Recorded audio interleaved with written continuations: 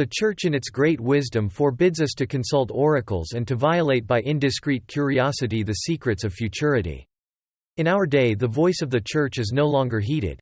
The people go back to diviners and pythonesses. The somnambulists have become prophets for those who believe no longer in the gospel precepts. It is not realized that preoccupation over a predicted event suppresses our freedom in a sense and paralyzes our means of defense. By consulting magic, to foresee future events, we give earnests to fatality. The somnambulists are the Sibyls of our epoch, as the Sibyls were somnambulists of antiquity. Happy are those quorants who do not place their credulity at the service of immoral or senseless magnetists, for by the very fact of their friendly consultations they place themselves in communion with the immorality or folly of those who inspire the oracle. The business of the mesmerist is easy and his dupes are manifold. Among those who are devoted to magnetism it is therefore important to know who are in earnest. Among these, Le Baron du Potet must be placed in the front rank, and his conscientious work has already done much to advance the science of mesmer. He has opened at Paris a practical school of magnetism, to which the public is admitted for instruction in the processes and verification of the phenomena obtained. Baron du Potet is of an exceptional and highly intuitive nature.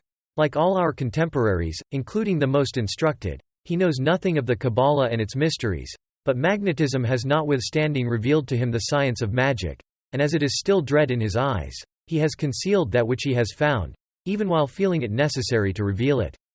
The book which he has written on the subject is sold only to his adepts and then under the seal absolute of secrecy. We have entered into no bond with M. du Potet, but we shall reserve his secret out of respect for the convictions of a hierophant. It is sufficient to say that his work is the most remarkable of all products of pure intuition. We do not regard it as dangerous, because the writer indicates forces without being precise as to their use.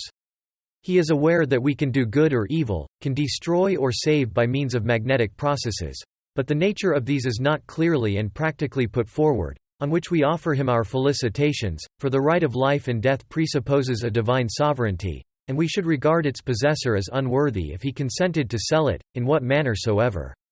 M. Du Potet establishes triumphantly the existence of that universal light wherein lucids perceive all images and all reflections of thought. He assists the vital projection of this light by means of an absorbent apparatus which he calls the magic mirror. It is simply a circle or square covered with powdered charcoal, finely sifted. In this negative space, the combined light projected by the magnetic subject and the operator soon tinges and realizes the forms corresponding to their nervous impressions. The somnambulist sees manifested therein all dreams of opium and hashish, and if he were not distracted from the spectacle convulsions would follow. The phenomena are analogous to those of hydromancy as practiced by Cagliostro. The process of staring at water dazzles and troubles the sight. The fatigue of the eye, in its turn, favors hallucinations of the brain. Cagliostro sought to secure for his experiments virgin subjects in a state of perfect innocence, so as to set aside interference due to nervous divagations occasioned by erotic reminiscences. Du Potet's magic mirror is perhaps more fatiguing for the nervous system as a whole, but the dazzlements of hydromancy would have a more dangerous effect upon the brain. M.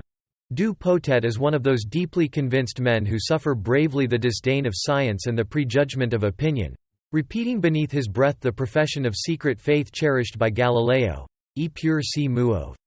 It has been discovered quite recently that the tables turn, as the Earth itself turns, and that human magnetization imparts to portable articles, made subject to the influence of mediums, a specific movement of rotation.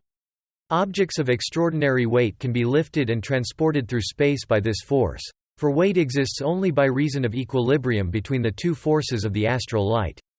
Augment the action of one of them and the other will give way immediately.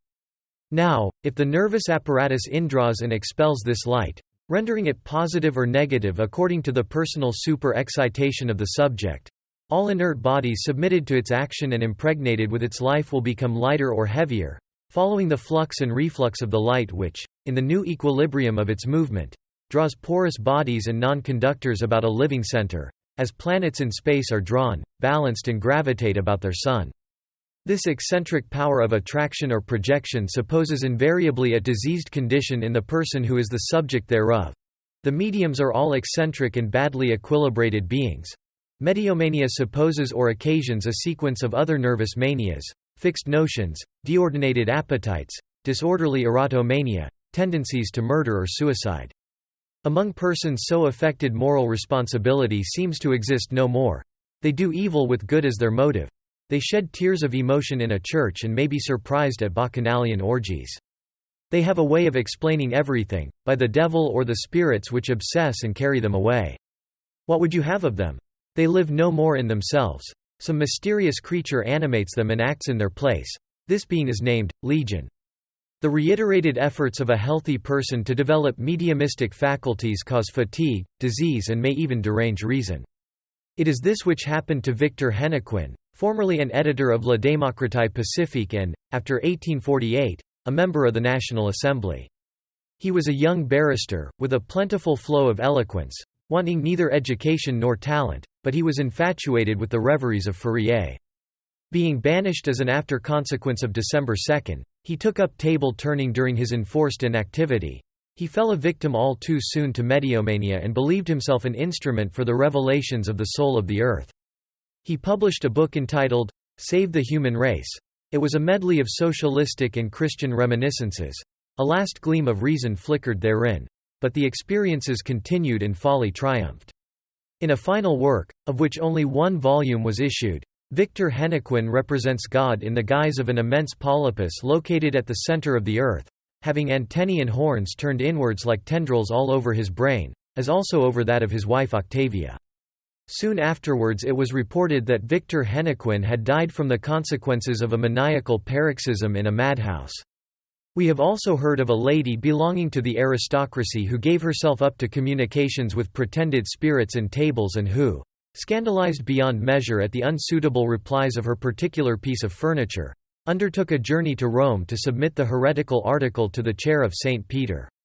She carried it with her and had an auto da fe in the capital of the Christian world.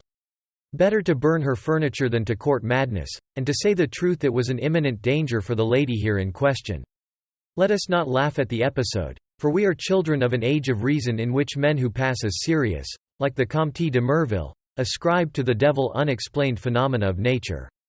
In a drama which is well known on the boulevards, there is much to be heard of a magician who, requiring a formidable auxiliary, created an automaton, being a monster with the paws of a lion, a bull's horns and the scales of Leviathan.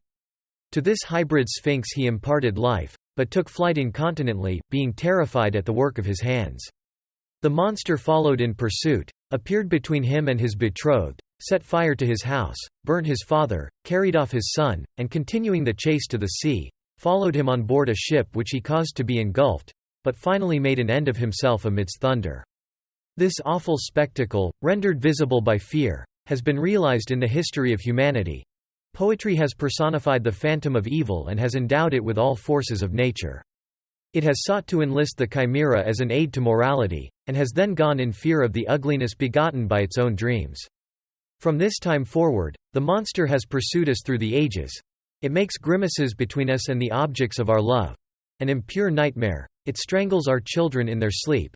It carries through creation, that father's house of humanity, the inextinguishable torch of hell.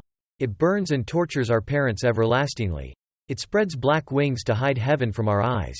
It shrieks to us, "Hope no more." It mounts the crupper and gallops behind us like remorse. It plunges into the ocean of despair, the last rock of our hopes. It is the old Persian Ahriman, the Egyptian Typhon, the darksome god confessed by the heretics of Mainz, the Comte de Merville and the black magic of the devil. It is the world's horror and the idol of bad Christians. Men have tried to laugh at it and have been afraid. They have caricatured it and then trembled, for the cartoons have seemed to take life and to mock at those who made them. All this notwithstanding, its reign is over, though it will not perish overwhelmed by a bolt from heaven. Science has conquered the lightning and converted it into torches. The monster will dissolve before the brightness of science and truth. The genius of ignorance and darkness can only be blasted by the light.